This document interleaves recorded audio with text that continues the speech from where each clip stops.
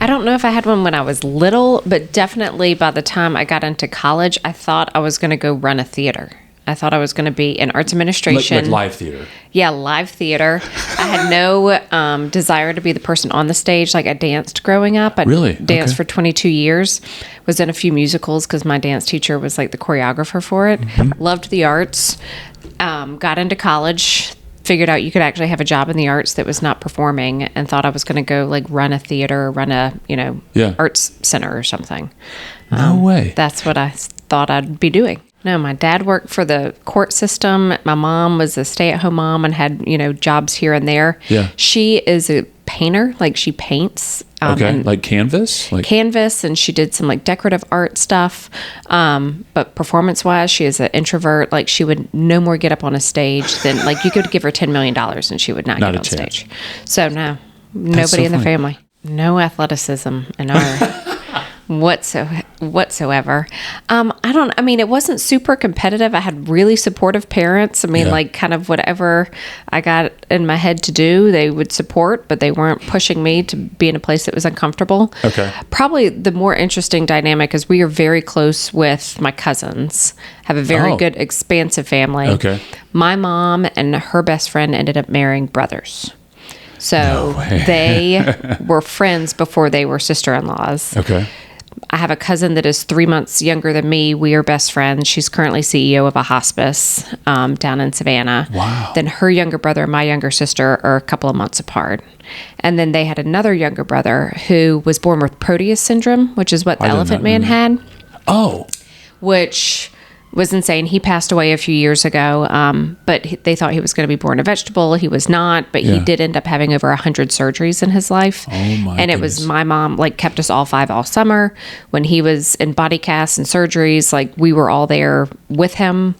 So that was probably even more so than, like, my core family, because so much of our childhood was with cousins and additional like family, and we're still close with we have a big expansive family with lots of cousins, and where my parents' cousins are like my aunt and uncle, and their kids and grandkids are like my kids' first cousins, even though we're not. So I actually have a theater degree. Oh, you Because did? again, Okay. I thought I was going to run a theater. Yeah. Went to Furman University, Okay. small liberal arts school. Yep. They did not have an arts administration degree, which I learned was a thing that you could do. I just didn't know that until I was in school. Okay. Got very interested in kind of the running of a theater or an art center. So I took a theater class, loved it. Yep. Talked to the professor. He said, well, you should do some internships, but wait until your junior or senior year. And I thought, well, hell no, I'm not waiting. I'll do it now. I want to figure this out. So my freshman year, got an internship at the Peace Center up in Greenville, which is the art center there. Okay. Did that, ended up doing an internship at the Kennedy Center one summer up in D.C., which is kind of where I think it really sunk in. Yep. But looking back, I found I always ended up interning and enjoying the work and development most, so the fundraising part. Interesting. So, Most people hate that. I know most people do, and Yeah. I loved it. Okay. At the Kennedy Center, I got to intern with the major gifts office, which was really cool. Yeah. And plus, it was just fun for a theater nerd. They were doing a Sondheim summer, and I got to meet Stephen Sondheim and saw so much really cool stuff. So did that. And then when I got out of school, my then fiance, now husband, had moved to Atlanta. So I was looking for a Okay. job in the arts in Atlanta. That's what I thought I wanted to do.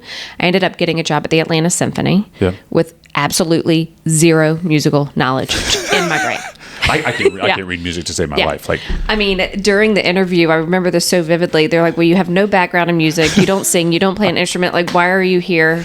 And they had an entry-level fundraising job available. And there was a gal who had gone to Furman who had been working there who made a referral. And I said, well, listen, I have an appreciation for what goes into the art. So that's kind of what I'm bringing. And they said, well, do you even know how many symphonies Beethoven wrote? I go, at least 9, because I know there's a 9th. I would have said more than one. Yeah. I know there's a 9th symphony. Right. And they said, well, that's right. He wrote 9. I was like, all right, good. I guessed my way into it. Yeah. And ended up working at the Atlanta Symphony, worked at the Woodruff Art Center. Wow. And that was my job, but always in fundraising and development. So, like I said, I worked for the Symphony. I worked for the Art Center. In between that, I had 3 children. So there were some like staying home moments scenic and working. route. Yep. Yeah. They're all now teenagers, which is insane. So I found I was incapable of doing nothing. So I always, when I was not actively working to get and getting paid, I was always doing some kind of volunteer work. Yep. Ended up joining a organization in town that was working with middle school students. Ended up on the board, chairing the board, just like always kind of doing something. Yep.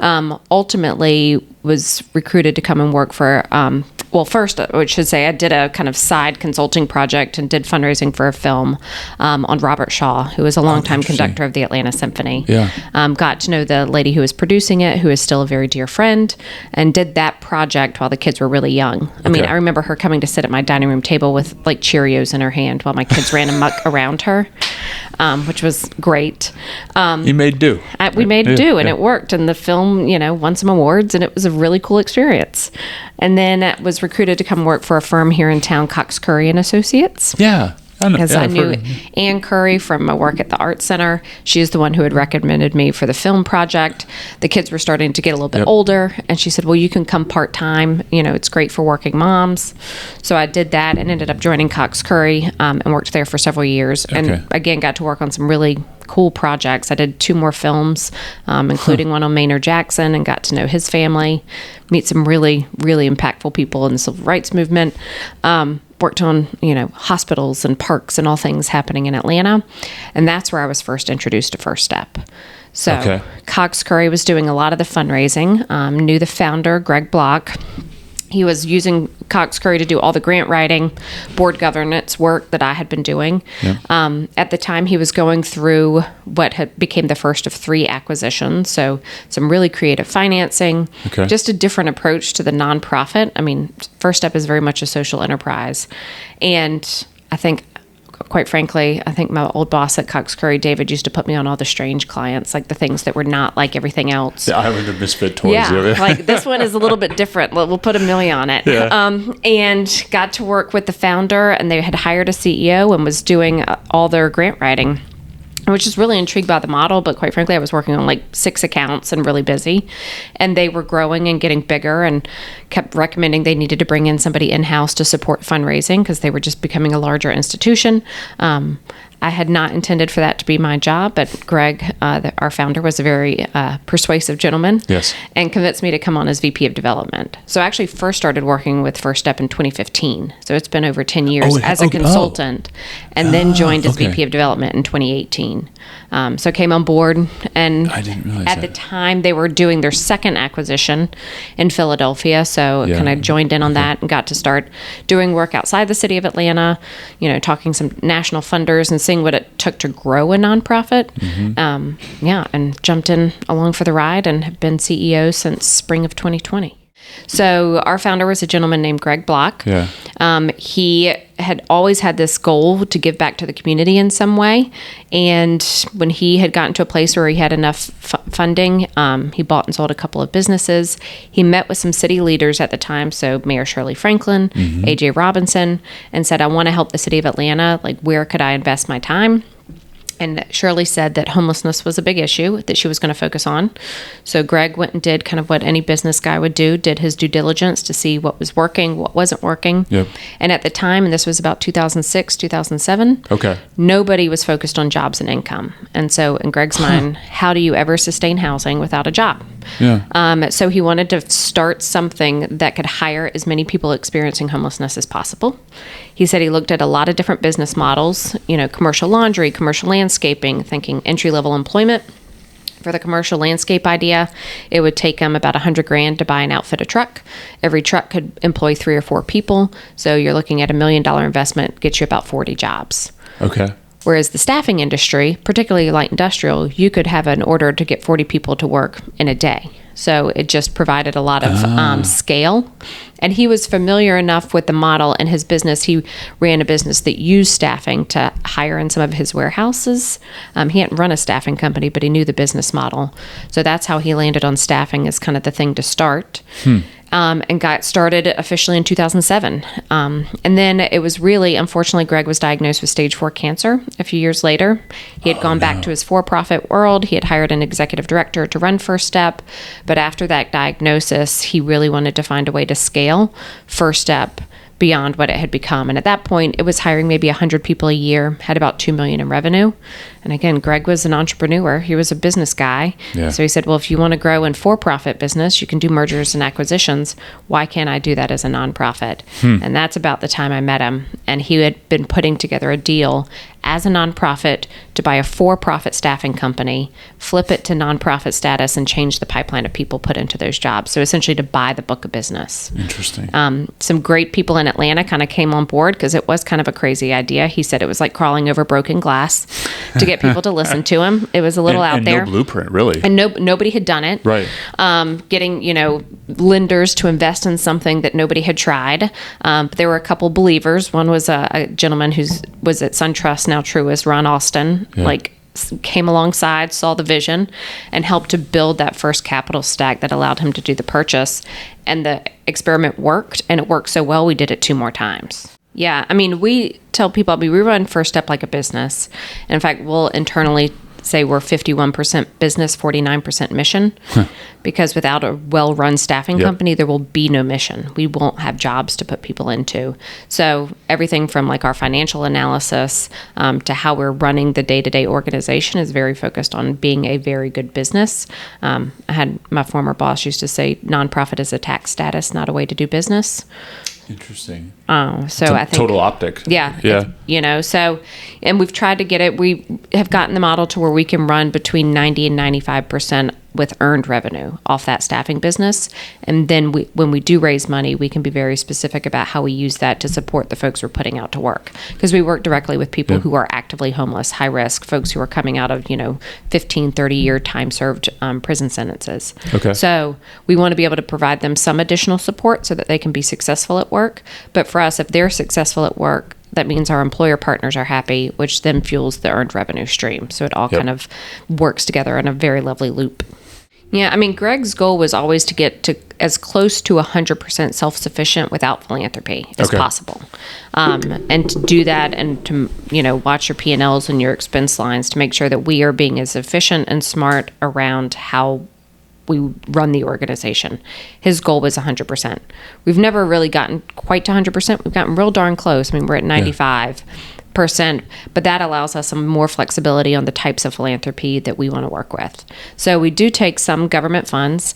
I'll be real honest, I take as little as humanly possible. I think they serve a wonderful purpose for other organizations. They're just not a great fit for us because there are often a lot of strings attached to that and a lot of paperwork that is required. Juice isn't worth the squeeze sometimes. That is not worth the time and energy that it does. So we have a couple of government contracts, but they're less than 1% of our budget. The rest is coming a lot from private foundations and corporations who are interested in helping to provide workforce development and economic mobility opportunities for people that are getting left out of our labor system. And that's exactly what we do. So we work with a handful of private foundations, but then we can be very specific with them about how those funds are going to be spent to make sure that it's being spent to help the people we hire either retain the job that they're being given or to help prepare them for that next job so that they can move on and be self-sufficient. So we try and find the people that are otherwise getting left out of the labor market, right? So the folks who are getting sidelined, who want to work, need to work, apply for jobs and get told no. We tell people we like to be the people who get to say yes. So we work specifically with individuals who are experiencing homelessness currently, like they could be couch surfing, living in their cars, still living on the street, staying in some of the local shelters. Or they could be high risk of homelessness, like they're facing eviction and need that job to prevent that. We also specifically work with individuals who are impacted by the criminal justice system, and that runs from everything from misdemeanors to time served 30-year felony type of stuff. So we'll work with a pretty wide range there. And then a handful of other groups, veterans, women who are impacted by domestic violence, kind of common denominator. There's generally some barrier for them getting work. And we want to be, as the name suggests, like the first step back to work. But for us, we find folks, we partner with a lot of other nonprofits. That's what I was going to ask. Are they like, your farm system, so to speak? So we work with here in Atlanta, everything from Atlanta Mission, the Gateway Center, the Salvation Army. We work with the Department of Supervision and Correction, great veterans groups like the Warrior Alliance, like groups that would already be servicing the same population so that they can refer individuals to us for employment. And every time we host an orientation, we have a line out the door. So unfortunately, there's not a shortage of people who need our services, but that means we also have access to a totally untapped labor pool that we can provide back to the business community as viable employees. Our process we try and keep as barrier-free as possible. So really all we require is an in-person orientation. You do have to come to First Step, 2 forms of ID because we're the employer of record. So you have to do your I-9, all that good stuff. Yep. And we do still require a 10-panel oral drug screen. But if you have those 3 things, we're going to try and get you to work in 72 hours or less. Wow. Because we know for a lot of the folks that we serve, no income means no food, no shelter. Yeah, in some cases. There's no like cushion there, if you will. Okay. So we want to help people get working quickly. It's not a perfect science. Sometimes it's faster than 72 hours. They might be going same day. Sometimes it might be a week just based off what jobs we have available. Mm-hmm. But we want to focus on that rapid connection to work. And then we provide additional services kind of concurrent with that job placement rather than as a prerequisite before they go. So we provide transportation is a big one for us. We provide a lot of transportation because that's a huge barrier for folks. Yep. And then we provide some additional support, everything from some housing support, training, financial literacy. A lot of folks come to us unbanked and we want them to kind of have a banking opportunity. It's real hard to get out of poverty without a bank account. Yep. So we're providing some of those additional services, but it always happens after the job placement. Well, first on a couple of things. One thing that we've learned, the value of this first step beyond even the paycheck, right? Because our assumption was, well, people need income for food and shelter. Yeah. We started a few years ago, one of my team members started doing this, interviewing some, and we call the individuals we serve clients. Yeah. And interviewing those clients and asking, like, tell us what having a job at First Step means to you. And to a T, none of the hundreds of people we have interviewed, nobody has ever said paycheck. They always say the intangibles: hope, a chance to control my life, dignity. Like the meaning behind that first step, I think it's almost unmeasurable. We can tell how many people got a job. We can tell you how much they made because we're the ones paying them. Right. We can talk about wages and job retention, but I think sometimes it's the intangible and the chance you walk in and you've applied for 40 jobs and they all said no because you have a felony background, and you walk in here and you walk out the door with a job that starts tomorrow. Like there is a mental shift that happens for people. I can't imagine. Yeah. So that's the biggest impact. And then around kind of that next step, like I said, it's called First Step for a reason. Like we don't intend for this to be where people stay, but we also don't force people to leave if they're not ready. And what I have seen is everybody's got their own journey. So sometimes people work for us for 90 days and they're ready for that next step and they move on to employment and they don't need us. We have some people who have worked for First Step at our various accounts for 6+ years. A lot of them might have more egregious felonies. It's hard for them to get jobs elsewhere. They're working consistently enough to pay for their own apartment. They are content, happy, self-sufficient. They're just staying on our payroll.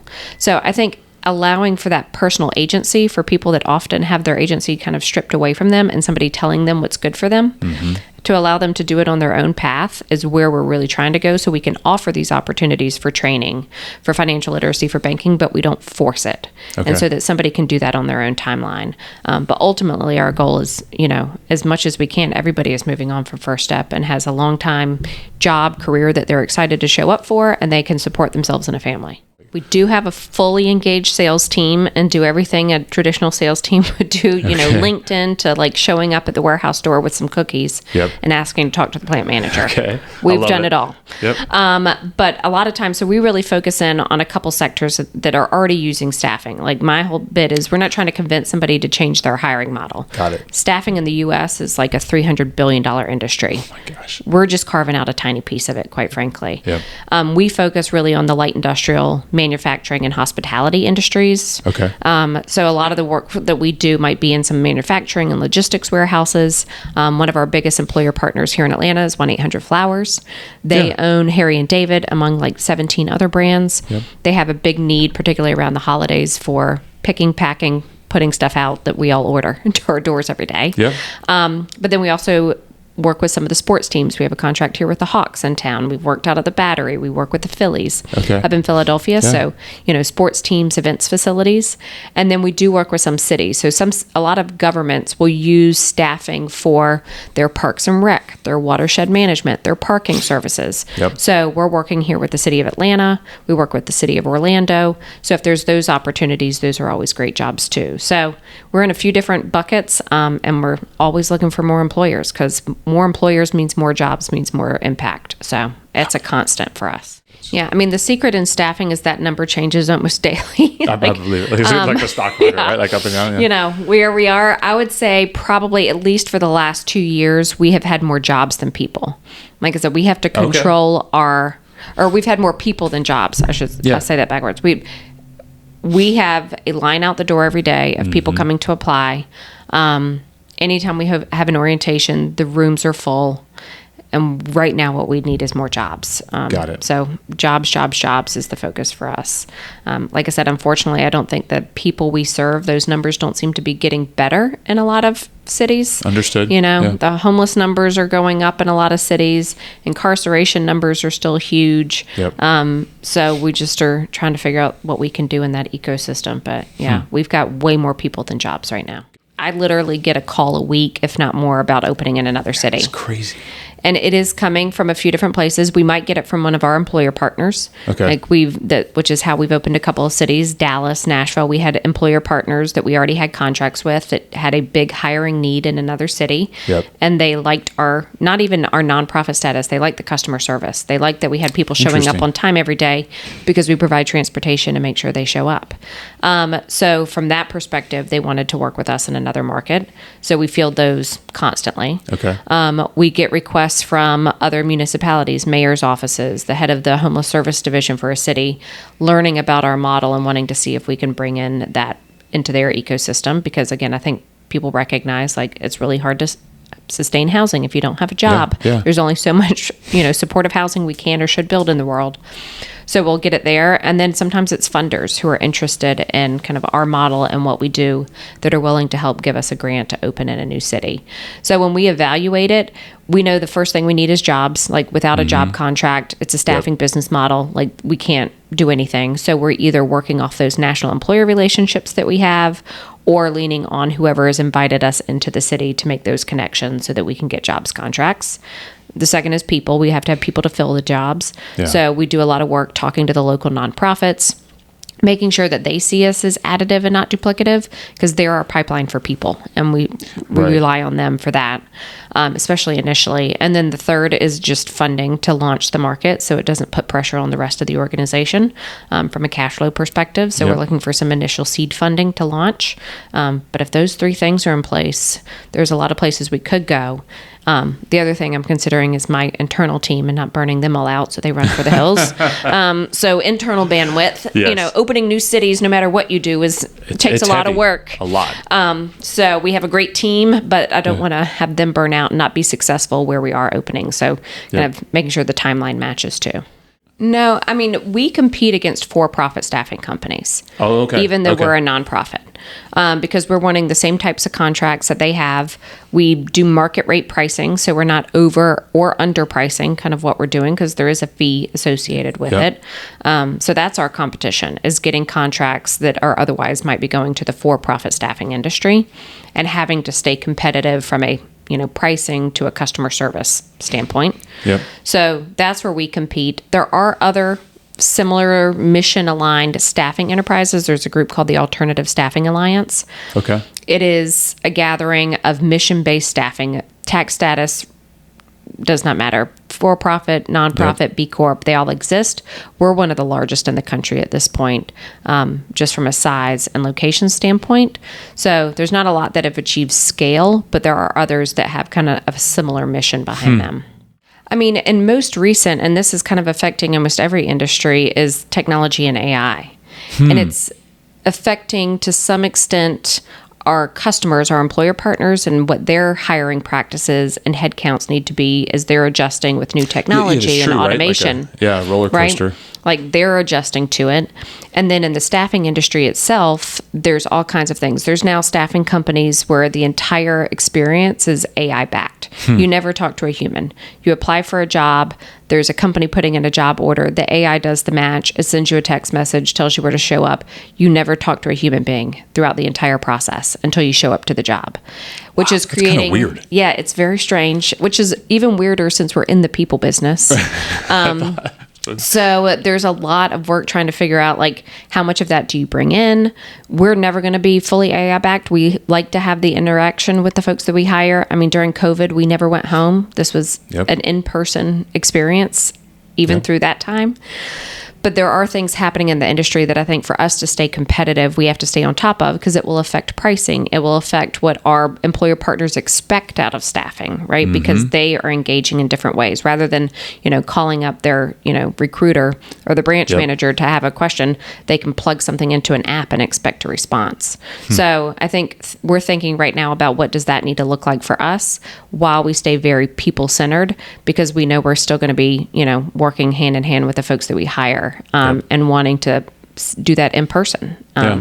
So that's where I'm seeing the latest kind of disruption and what we're trying to adjust to. We're literally in the process of finalizing our strategic plan, thanks to a lovely team at Accenture that is working with us. Oh, wow. And doing that pro bono, which is even very much nicer of them. So we're working through that. And how far does that look out? It's a 3-year plan. Okay.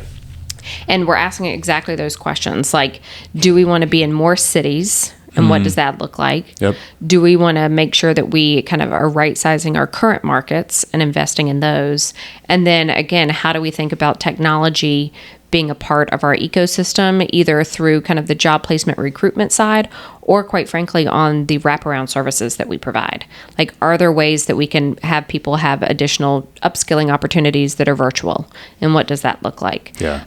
So offering kind of that level of service and where we want to invest those dollars is changing too. So I don't know that I quite have the answers yet, but hopefully I'll have them at the end of this process, because it is, interesting to think about how we stay competitive in the market of staffing that we're in and continue to make an impact on the lives of the people that we're hiring, and finding that balance. Yeah, I mean, because part of we have been providing some direct access to upskilling opportunities since 2018. We started in construction. There's a wonderful group in town called Construction Ready. They were willing to work with us to figure out hybrid schedules so that people could continue working while they were through training. Because, I mean, there's a lot of great training programs out in the world that are free to the people that we support. Wow. But they can't afford to take off work to participate because the trainings might be all day. They're Monday through Friday, 9 to 5. Well, even if it's only a 4-week training, the individual has no income coming in. So how do they, again, afford those basic needs? So we've been really trying to focus on and find kind of a earn and learn training providers, so that either they're working for us and training at alternate times, or the training can happen on the job site. Like, as much as we can provide that access, providing a stipend so they have basic needs met while they're in the training. We've done all kinds of models, and we've worked in everything from commercial driver's license and forklift certifications to technology and IT. Oh wow! And it's really, again, like finding that fit of what the person's interested in, what they're capable of, and then making sure that we're putting people through training that leads to a job, so that there's job access at the end of it. And we are working with a ton of partners, and we'll continue to do that work. We're fine-tuning how we deliver some of it over the next year or so. But yeah, that's the ultimate goal, right? Is somebody that's incredible. Who is able now to have that first step. They're back on their feet. They're stable, not just physically stable, like they have a place to sleep at night, but mentally, they're not fighting, trauma every day, trying to figure out how they're going to get a meal the next day. So mentally, they're in a different state. That's when I think they're ready for that next step training, and having the partnerships that we do allows that to happen much smoother than if they were trying to do it on their own. Yeah, I mean, well, fun. First, I think I had a college professor tell me this, like, the half of all knowledge is knowing where to find knowledge. So, you have to be a constant learner and have those people that you can go to, because you should not have to have all the answers, but you should know where to go find the answers, or find the person who has the answers. So I think I've always operated with that mentality.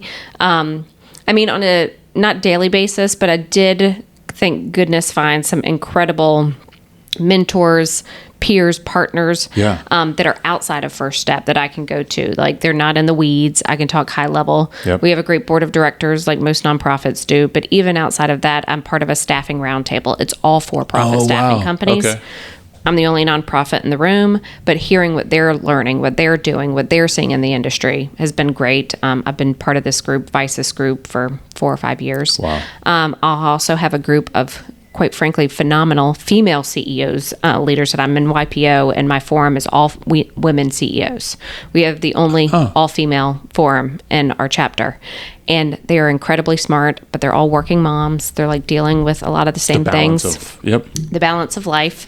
And then sometimes like finding the time to shut it off. Like, especially, quite frankly, like trying to find, especially with 3 kids at home and sports and, all the things. So, if I can get home and come 6 o'clock, be like, I'm not going to answer another email tonight. That can wait till tomorrow. And having the discipline to do that sometimes, so everything doesn't feel like an emergency. I think if you treat everything like an emergency, you're going to flame out real fast. Very. So having some discipline around that for yourself. And I did, when I stepped into the CEO role, that was something I tried to get myself to do. I don't think I've been perfect at it, but I think I've done an okay job. You can ask my husband if he thinks so. But trying to like shut it off every once in a while and trust your team to handle it, or to come to you if there is an emergency, a true one, not a fake one. That you've got a great team and you can step away for a second. And that also, I think, allows me the brain space to think about the strategy, right? If I'm not dealing with the crisis of the day, but I can think through like, how are we thinking about technology? Who can I talk to about that? What demos do I want to do? So I get educated on it. That's how I get the brain space to think about that stuff too. I mean, from a business perspective, I think helping other nonprofits understand how to run like a business and the impact that, because then I think the follow through on the impact that you can have on whatever the cause is goes up tenfold. So I've gotten really interested in how we help other nonprofits think about philanthropy in the same way that we do, and help philanthropists think about it in that way too. Huge. So, I mean, that's a business thing. I think on the personal front, I mean, there's so much life ahead, and, I'm living with teenagers, the oldest about to go to college. I can't even imagine what the next few years are going to bring. So for me, it's like, how do I make sure that I am not, abandoning the personal side, the friendships and the family, and getting to really lean into those in the midst of what is very crazy and busy work life too. So I don't know. It's not one thing. I think on the personal front, it's being present and enjoying all these exciting times we've got coming up. Prioritizing. So, we're taking a big family trip for spring break, and super cool. Being there with them and having a good time with 3 teenagers in Europe will be the next goal. You got to turn the bat phone off, right? Like exactly. Only a true emergency. Yeah. But